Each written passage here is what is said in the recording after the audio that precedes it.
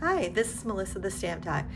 Today I'm going to be sharing with you my card from the Creative Collab Cruise Challenge that features heat embossing. So I always think of heat embossing as being the original wow technique in stamping. So that's why I wanted to spotlight that.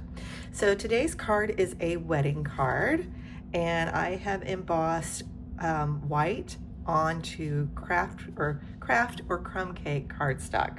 So the stamp set that I'm using for the floral image is called Corner in Bloom, and this is a celebration stamp set that is available when you make a purchase of $120 or more during January or February 2025.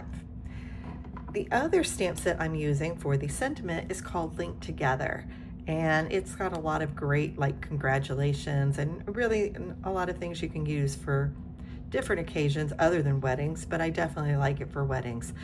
This one is kind of a hidden gem in the catalog, and I'll be sharing some more projects with it soon. So I wanted to show you some of the products that you're going to need if you want to do some heat embossing. So we do have a heat embossing kit that comes with the little tray here. You also get these nice tweezers, a little brush, and an embossing buddy. As far as ink goes, you're going to need a Versamark ink pad. And then we now have sets of the Wow embossing powder. It comes in metallics and also basics. So you can do that however you like.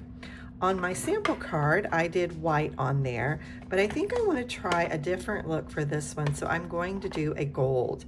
So let's get started on that, and let me show you step by step how to do it. If you know how to do that, go ahead and fast forward all the way through, and I'll show you how I colored in the image on that cardstock. So I've started by placing my stamp on the block, and I'm going to ink that up with Versamark ink. Versamark is a clear ink. It creates a tone-on-tone image, so you can leave it dry if you want, let it dry, and then it's going to look that way, or you can easily emboss with it because it does stay wet a little bit longer.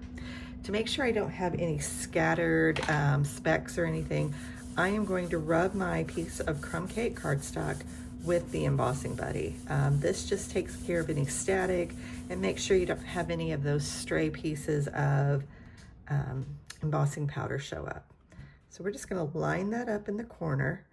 And honestly, I didn't realize this stamp was so big when I first saw it in the mini catalog. I thought I'm just going to give that a good rub there. Right?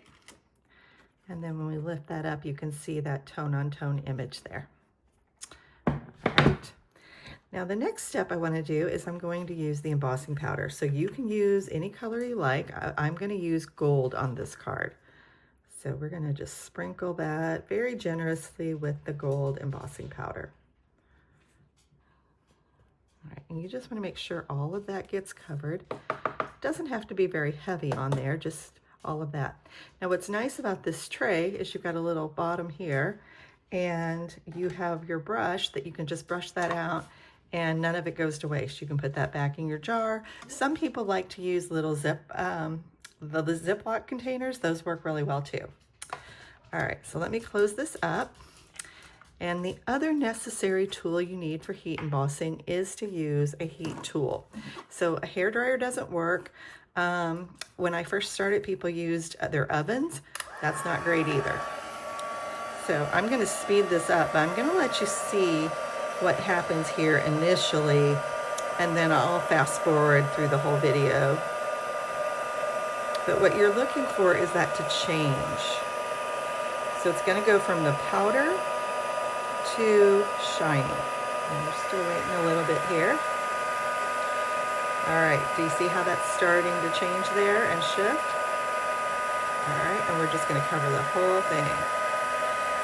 It doesn't take too long, but you do want to be patient with it and make sure you get all of those areas melted, because that powder is just melting right onto the cardstock.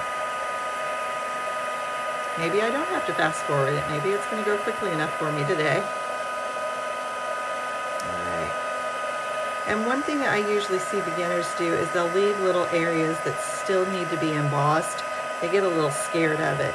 You can burn it, that's for sure, but I don't see that happen too often. Okay, so you can see we just have that beautiful gold edge on there. So we could definitely leave it like that. But what I did on my other card is I used some Stampin' Blends on it. So in my original sample, I used Old Olive and Peach Pie. And this time I thought I would use Soft Seafoam and Petal Pink. And again, because these are alcohol markers, it does look a little darker. And that's okay. But we just want to kind of watercolor all the way through there. And I'm just adding all of those green leaves. And again, you can do as much or as little as you want there, but you can also use watercolor pencils. That gives you a nice look on the craft cardstock. I love the way white watercolor pencils look on there. Okay, so hopefully you can kind of see that's just really subtle. It just adds a little bit of color to that. And now we're going to go in with the light Petal Pink. And again, it's not much color, but it just makes that area a little bit darker. And you don't really have to worry about being perfect with it either. That's one of the nice beauties of this little technique. Now, as I said, this is part of a challenge with my friends with the Creative Collab crew. And my friends Kathy and Emily did really neat cards also. So make sure you go look them up as well. I will link them, either tagging them or putting it in the description. So go make sure you check out their cards as well. So you can see that's just a real subtle light color on that one. Again, I wanted that one to be just a little lighter, whereas this one's a little bit bolder. All right, so instead of the Lifetime of Love, I'm going to do So Happy for You. And I'm just going to stamp that in, what is this? This is Pebbled Path. So I'm just going to ink that up, and I'm going to stamp it right there. Perfect. And then I have a 8.5 by 5.5 piece of crumb cake cardstock. I'm going to add that to there with some dimensionals. I like to do that just so that it doesn't have that flat look, but if you need it to definitely be flat to mail it, you can leave the dimensionals off. I like this because it also saves me quite a bit on adhesive. But I find it just elevates it a little bit if you add those dimensionals to it. So let me get those off. And I like to put the one in the middle just so that kind of pops that whole thing up. I'll put that there. And the measurements, again, this was 3 3/4 by 5, and the cardstock, when it's closed, measures 4 1/4 by 3, or 4 1/4 by 5.5. So I'm going to add some of these gold embellishments because you don't want it without any sparkle. There we go. And there is our finished card. So let me show you the other one here. So again, you could do this in black, you could do that in silver, you could do that in any color you like to get that kind of look.